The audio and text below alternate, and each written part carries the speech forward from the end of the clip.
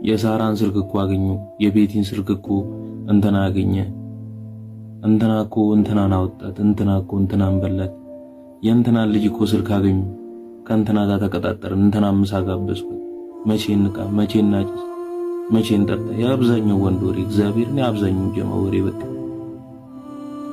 ለምን አንገናኝም? ቺክ ተፈተፍ ማለት 24 ሰዓት ያችንም ማውራት እግዚአብሔርን ቁጭ ብለ ድድ እያሰጣ መላከፍ ምናምን አላስጠላም እንዴ? በቃ ያረዳል ልጅ እግዚአብሔርን አልሰለችም? በቃ አትንቀሳቀስም? እርድና መስሎሃል አንተ እዛ ጋር ማለት ነው። መቼ ነው ስለ ቤተሰብ የምታስበው ታዲያ? መቼ ነው ስለ እናት የምታስበው? መቼ ነው ስለ እሷ የምታወራው?